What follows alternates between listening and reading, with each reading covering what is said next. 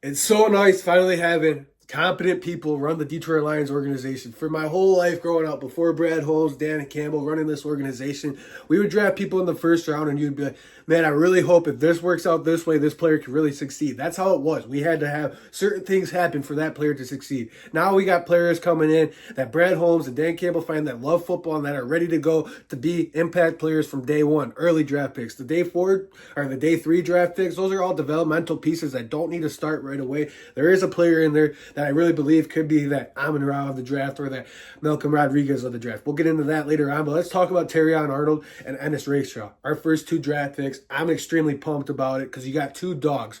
They can come up and tackle. You know why that's important? Because we were already one of the top run defenses in the league. Now, good luck busting it to the outside. We're going to take the running game away from teams and we're going to put them in obvious passing downs, and that's what's key. The NFC North got so good at wide receiver. The Vikings got Justin Jefferson, Jordan Addison. The Viking wide receivers are studs. The Bears got Keenan Allen, DJ Moore, and now Roman Duze. And then you got the Packers wide receivers who are all just ballers. But now you just bolstered that secondary. Not even with the first round draft pick and the second round draft pick. You got Carlton Davis. So now there's no pressure on Terrion Arnold and Ennis Rakestraw to come in and take an island off the field like it was for Jeff Okudah a couple of years ago. They could come in and cover up a wide receiver 2 or a wide receiver 3, which is huge, build their confidence up, help them make plays, and help this defense stand tall in the secondary. Our secondary is 10 times better than what it was last year. I'm super thrilled with the way Dan Campbell and Brad Holmes attacked the draft in the first 2 rounds. Corner. You countered every move that the rest of the NFC North made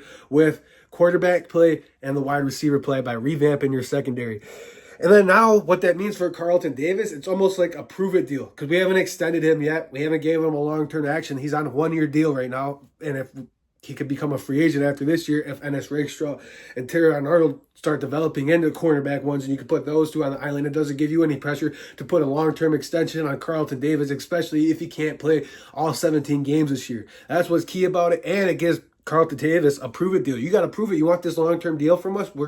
We can pay you. We showed you. We'll pay you through production through Amon-Ra St. Brown and Penei Sewell. Are you going to play for us? Are you going to be that cornerback 1? Are we going to have to pay you that money? Prove it. That's what's good about drafting Terrion Arnold and Ennis Rakestraw. Boosts the competition in that room, and I'm super pumped about it. And you got these guys. There's not going to be any egos. These guys are going to be driving to make each other better, and that's what's pumped about it. And that's what's exciting about Dan Campbell, Brad Holmes guys. They love football. They're going to come in and they're going to compete, and they're going to earn it. That's why you want football players in here. People that want to develop into a star, be an all-pro, work, and play football. That's what Dan Campbell and Brad Holmes guys are, and they find those guys every year, and that's why the draft classes work for us, because they're getting guys that love football. Now let's talk about the next thing. Our Super Bowl window is now. Now that we got that secondary lock, that was our only really position of weakness. We got edge rushers. You got Davenport on the outside. And if he can stay healthy, man, you got that dude from Canada. Our D-line, get pressure on him. Our secondary is going to be locked up. Our defense was what held us back last year. Our Super Bowl window is open now, man. It's time to work. It's time to go get it. Super Bowl or bust. They're even saying it too, man. That's what it is this year. I'm super excited about it, man. A lot of depth on day 4. The offensive lineman, that dude what we got from Canada, if you watch some of his highlights, he's a mauler, dude, and you can have him sit behind Taylor Decker and Penei Sewell, learn from a year. That's what's so exciting about the day 4 picks. They're good, and you're hearing things that they can develop into what they could be into a couple years. Sitting behind Frank Ragnall, sitting behind Graham Glasgow, sitting behind Zeter, sitting behind Decker, sitting behind Penei Sewell, the guard from Boston College, and that tackle we drafted from Canada. I'm really pumped about those picks, and the defensive tackle we got from LSU, that may be my Malcolm Rodriguez, Amon-Ra St. Brown, Brad Holmes day 3 pick, because he was supposed to go early, or not early, he was supposed to go on day 2, and he fell 100 picks later than that. That's going to be a chip on his shoulder. Add him to that defensive tackle room with Lee McNeil, DJ Reader,